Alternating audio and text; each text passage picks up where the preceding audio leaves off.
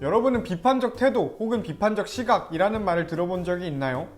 아직까지 들어본 적이 없다면 앞으로 살면서 종종 혹은 더 많이 듣게 될 것이라는 생각이 듭니다. 왜? 비판적 태도로 이 사건을 바라보아야 합니다 라고 한다거나 어떤 글을 읽을 때 혹은 어떤 위인전이나 어떤 인물에 대한 이야기를 읽을 때 우리는 비판적 시각을 가지고 이 사람을 보고 이 글을 읽어야 합니다 라는 식으로 이야기를 많이 해요. 왜? 어떤 주장이 있거나 의견이 있거나 어떤 정보가 있을 때 우리가 이거를 스펀지처럼 빨아들이는 게 아니라 이게 왜 이런 이야기가 나왔을까? 이거는 맞는 이야기일까? 저 사람은 이런 이야기를 왜 할까?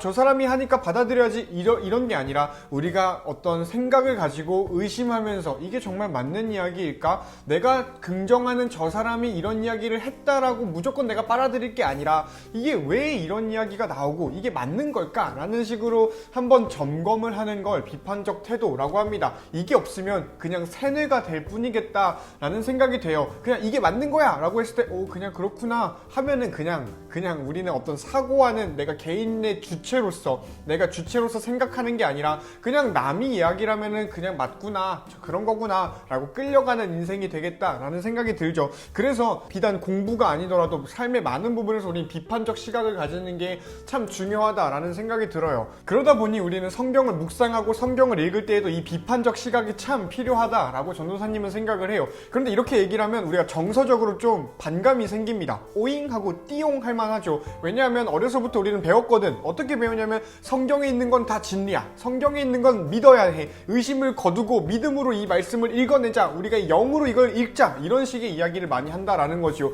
물론 맞는 이야기고 필요한 것이라고 생각을 하고 전도사님도 그런 교육을 받으면서 교회를 다녔었던 기억이 납니다. 그래서 성경을 비판적으로 읽는다고 한다면 성경을 의심하라는 거야? 성경에 있는 걸까 진짜가 아니라는 거야? 이런 생각들이 들게 하도록 하기 때문에 이 비판이라는 말이 성경이랑 좀 매치가 되지는 않는다라는 생각이 들어요. 그래서 이렇게 생각하면 좀 편할 것 같아. 성경을 비판적으로 읽는다라는 것은 성경과 거리를 두고 읽는 것이라고 생각을 하는 게 좀 편하겠다라는 생각이 들어요. 성경의 진술에 대해서 어느 정도 내가 거리를 두고 성경을 읽는 태도, 이게 비판적 읽기라는 거지. 이 성경이 나를 위해서 쓰인 것 맞아요. 그런데 바울 선생님이 처음 바울 서신을 썼을 때는 2000년 후에 자동차를 타고 다니고 맥북을 사용하고 텀블러에 물을 담아서 정수기에서 물을 떠가지고 마시고 뭐 스마트폰을 쓰고 비행기를 타고 날아다니는 우리들을 염두에 두고 글을 쓴 것이 아니라 바울과 같은 시대 기원 후 1세기 AD 60년경에 살았던 갈라디아 지역에 있었던 갈라디아 교인들에게 쓴 편지, 얘네들 보라고. 에베소 지역에 살고 있는 에베소 교인들에게 쓴 편지, 뭐 빌립보 지역에 살고 있는 빌립보 교인들 보라고 쓴 편지라는 거를 우리가 먼저 인정하자라는 거지. 그래서 성경은 분명히 오늘 2022년 1월 25일 화요일을 지나고 있는 너와 나, 우리를 위해서 쓰인 글인 거 맞고요. 앞으로 미래에 있을 우리의 후대 인류를 위해서, 모든 인류를 위해서 쓰인 글인 거 맞는데 1차적으로는 그때 당시의 사람들, 이 사람들 보라고 쓰인 성경이다라는 걸 인정하자라는 거지. 그래서 나와 이때 당시의 거리를 두자라는 거예요. 이게 실제로 있으니까 우리는 여태까지 이 거리가 없는 것처럼 이야기를 했단 말이야. 아브라함은 지금부터 3000년 전 사람인데 아브라함에게 이런 일이 있었으니 우리도 이렇게 하자 라는 식으로 아무 거리 없이 그냥 생으로 이렇게 받아들였다란 말이에요. 이게 나쁘고 틀렸다라는 건 아닌데 이게 거리가 있는데 거리를 애써 무시하고 우리는 성경을 읽어냈다라는 거지. 그랬을 때 우리는 이걸 비판적으로 읽지 못한 태도라는 생각이 전도사님한테는 있어요.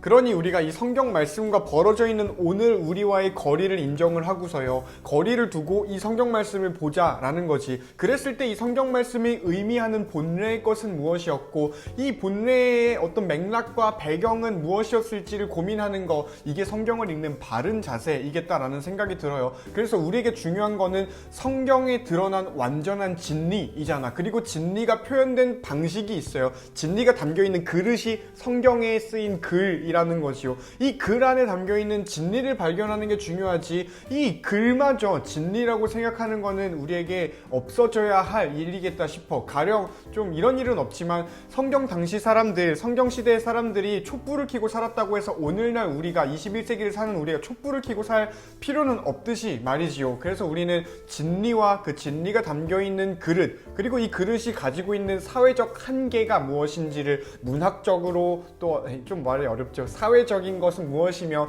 이런 것들을 우리가 읽어내자라는 거죠. 대표적인 가부장적인 것이 있겠다라는 생각이 들어요. 이거는 우리가 천천히 좀 더 생각을 해보면 좋겠고, 나랑 다른 생각을 가지고 있는 사람도 있겠다라는 생각이 들어. 어쨌든 전도사님 이야기하고 싶은 건 뭐냐면, 우리는 진리와 진리를 담고 있는 그릇을 구분을 할 줄 아는 사람이 되어야 한다라는 거죠. 그러려면 거리를 두고 이 성경을 비판적으로 읽어야 하는 애티튜드가 우리에게 필요하겠다라는 생각이 듭니다. 그런데 이 성경을 문자적으로 읽기를 시작하면 성경에 있는 건 다 맞아 라고 생각을 하고, 물론 성경에 있는 건 다 맞습니다. 그런데 이게 진리가 아닌, 진리가 표현되어 있는 이 그릇마저 진리라고 여긴다면 이거는 신앙이 이상한 모양을 가지게 될 것이라고 전도사님은 생각을 해요. 그러니 성경을 바르게 읽고 건강하게 읽고 올바르게 읽고 하나님께서 원하셨던 그 의도대로 읽어내려면 일단 거리를 두는 게, 비판적으로 읽는 게 필요하겠다라는 생각이 듭니다. 그러니 성경을 비판적으로 본다라는 건 거리를 둔다라는 거고, 거리를 둔다라는 건 한 걸음 뒤로 물러서서 성경을 본다라는 것이겠죠. 이 의미는 어떤 배경에서 나온 말일까, 이 성경은 어떤 배경에서 나온 말일까를 고려한다라는 뜻이겠다라는 생각도 듭니다. 그렇게 성경을 비판적으로 읽게 될 때 비로소 자연스럽게 우리는 성경을 내가 읽고 싶은 대로 읽지 않게 돼요. 무슨 말이냐면, 내가 발견하고 싶은 하나님, 내가 만나고 싶은 위로, 내가 받고 싶은 감동, 내가 기억하고 싶은 구절만 콕콕콕콕 뽑아서 내가 만든 하나님을 만들어내는 게 아니라, 내가 만들어내고 싶은 하나님을 만들어서 섬기는 게 아니라 하나님께서 스스로를 보여주신 하나님을 우리가 발견할 수 있겠다 싶어. 그러니 비판적으로 내가 거리를 두고 성경을 읽을 때 있을 진정한 유익은 뭐냐면, 내가 읽고 싶은 대로의 나의 욕심을 내려놓을 수 있고요. 그리고 그 내려놓아진 욕심의 자리에 하나님께서 원래 의도하셨던 뜻을 발견할 수 있는 여지가 좀 더 생기지 않을까라는 생각이 전도사님한테는 있어요. 사실 성경을 통해서 내가 위로받고 내가 만나고 싶은 하나님 만나는 거 정말 쉽거든.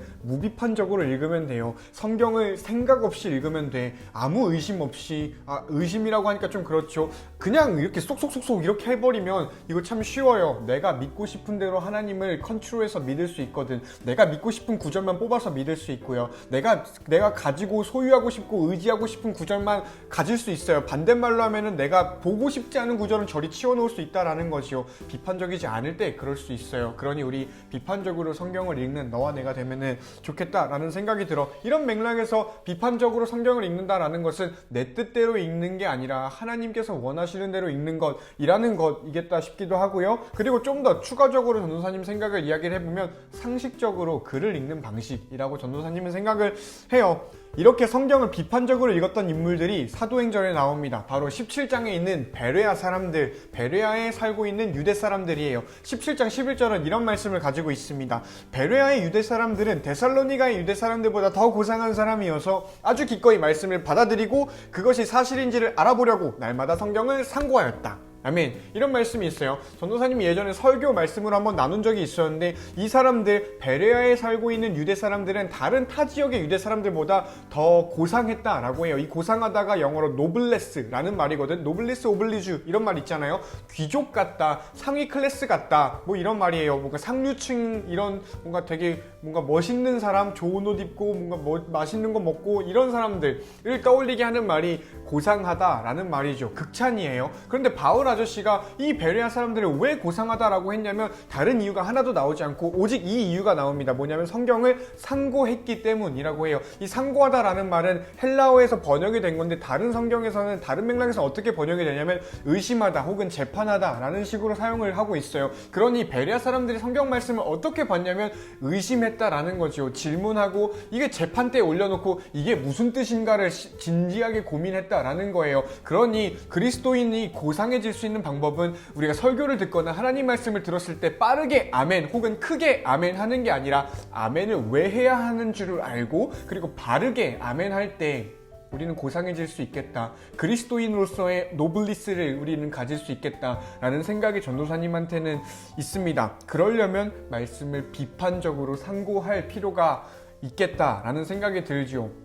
이 비판적으로 말씀을 보자라는 말이 우리의 정서에서는 아직까지 야, 어떻게 성경을, 이 거룩한 성경을 그렇게 볼 수가 있어? 라고 할 만하겠다만, 우리가 성경을 정말 성경으로 본다면, 하나님 말씀으로, 거룩한 말씀으로 우리가 삶의 척도고 삶의 정수가 담겨있는 것이라고 한다면, 생명이 담겨있는 고귀한 책이라고 대접한다면, 우리는 이 성경을 더욱더 나에게서 거리를 두고 비판적으로 읽어야겠다라는 생각이 듭니다. 이게 쉽지만은 않을 거예요. 그러니 이 쉽지 않은 거 같이 해봤으면 좋겠습니다. 그렇게 성경을 마주할 때 하나님의 무한한 은혜가 여러분에게 가득하길 축복합니다. 안녕.